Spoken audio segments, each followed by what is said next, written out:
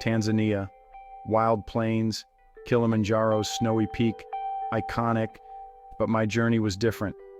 Surviving and thriving on just $600, no fancy lodges or private guides, just me, my wits, and a shoestring budget.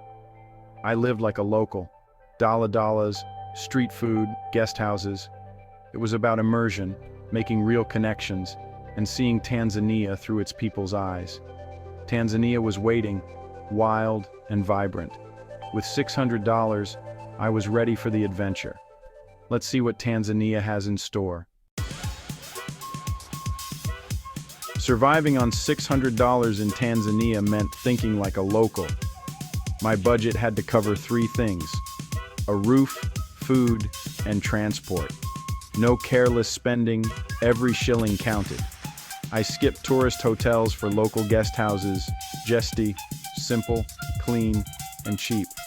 Sometimes just a few dollars a night, freeing up money for real experiences. Living among locals, not just observing. Food, forget tourist restaurants. I ate like a Tanzanian. Street vendors offered chipsi mayai, French fry omelets, and Mama Leash eateries served ugali and beans. Cheap, filling, and authentic. Transport, no taxis or rentals. I relied on public buses and dalas, crowded, chaotic, but the lifeblood of Tanzania, squeezed in with people, chickens, and luggage. It was real, and it was how you meet the country.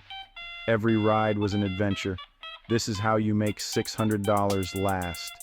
It's not about deprivation, it's about discovery. The less you spend, the more you see. Every choice brought me closer to the heart of Tanzania. The challenge was real, but so were the rewards. This was travel stripped to its essence, and I was all in. Arriving in Arusha was a sensory overload, in the best way. The air was thick with red earth, diesel, and roasting maize. Swahili chatter, honking horns, and street vendors' calls filled the streets. Mount Meru loomed in the distance, a silent giant over the city. Acacia trees lined the roads, but it was the people who brought the city to life. Women in colorful kangas, men laughing on corners, children in uniforms darting through crowds. Life here was lived out loud, in the open. I dove into the central market, a maze of stalls, colors, and sounds. Tomatoes, spinach, bananas, vivid and fresh. Bargaining, laughter, and the chop of vegetables created a rhythm all its own. Every turn revealed something new. This was the raw, unfiltered Tanzania I'd come to find. Intimidating, yes, but exhilarating. As the sun set, the city glowed gold, the sounds softened, and the smell of cooking fires filled the air. I found a guest house, checked in, and listened to the evening call to prayer mixing with radio music. Exhausted but exhilarated, I knew Tanzania had already left its mark. A place of contrasts, chaos and beauty, struggle and joy. I was just getting started. The adventure was real, and I was ready for more. Serengeti safaris are legendary, but expensive. On my budget, I searched for wildlife in unexpected places. Near Arusha, I paid a small fee to walk with a ranger and spot colobus monkeys leaping through the trees. In a village near Lake Manyara, I woke to baboons raiding gardens, villagers chasing them off, a daily dance. Here, nature and people coexist. The wild is woven into daily life, no jeep required, just open eyes and wonder. To know Tanzania, you have to taste it. My $600 didn't buy fancy meals, but it opened up a world of street food. Breakfast was mandazi, sweet, fried dough balls with hot chai. Lunch and dinner, chipsi mayai, the beloved French fry omelet, doused in spicy pili-pili. The real staple ugali, a thick maize porridge, eaten with your hands alongside beans, greens, or grilled meat. Eating at Mama Leash spots, surrounded by locals, was more than a meal. It was connection. Snacks were everywhere. Grilled corn, mishkaki skewers, fresh mangoes, and pineapples. I learned to be adventurous. Point, try, repeat. Every meal was a discovery.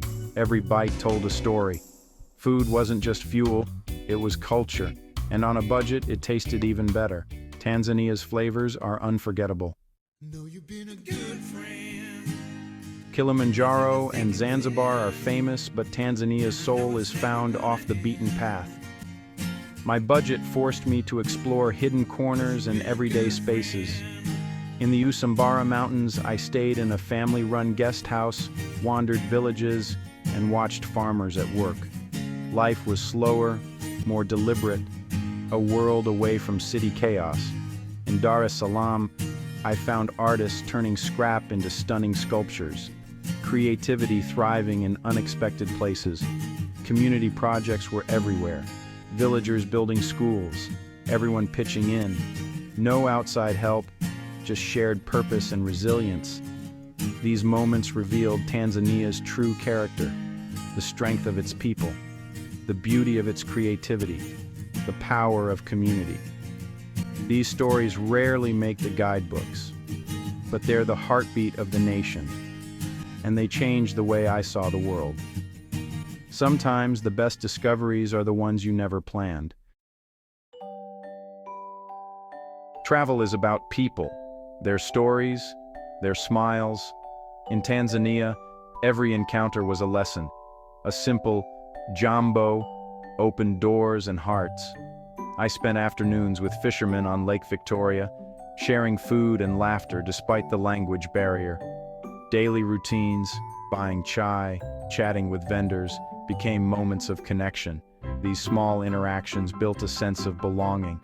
I met a young man saving to become a tour guide, his determination inspiring. The people I met weren't just friendly, they were teachers. They showed me resilience, community, and the power of a smile. These moments made the journey unforgettable. It wasn't about being a tourist, it was about being human, together. The real treasure of Tanzania is its people. Their stories stay with you, and they change you.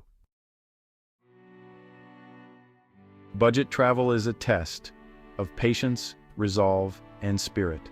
For every high, there's a low. My journey was filled with both. Long, grueling bus rides, flat tires, overheated engines, hours stranded in the sun. But hardship brought camaraderie. Passengers sharing food, stories, and laughter. Loneliness crept in too, nights in guest houses far from home. But solitude pushed me to connect, to be open, to engage. The lows made the highs sweeter. Reaching a hilltop for a breathtaking view, tasting a perfect mango, laughing with new friends. These moments were pure joy. My highest high, sitting on a fishing village beach, watching dhows at sunset, the sky ablaze. The world felt peaceful, perfect. These are the moments that last, the reward for all the grit. Travel isn't always easy, but the struggle makes the story, and the story is worth it. Every challenge became a memory, every hardship a lesson. The journey was real, and I wouldn't trade it for anything. My $600 ran out, but I left Tanzania richer than ever. Adventure isn't about money, it's about mindset. Embrace the unknown, face challenges, open your heart. You don't need a fortune to see the world, just courage. In a world obsessed with perfection, we need real stories of grit, struggle, and discovery. Independent storytellers bring us these truths. Support them, and you support authentic travel. The world is waiting for you. Your own adventure is out there, maybe in Tanzania, maybe closer to home. Be resourceful, be open, be brave. Find those who inspire you and support their journeys. Because in doing so, you keep the spirit of adventure alive. Don't let a small budget hold you back. The world is vast, beautiful, and waiting. Your expedition starts now.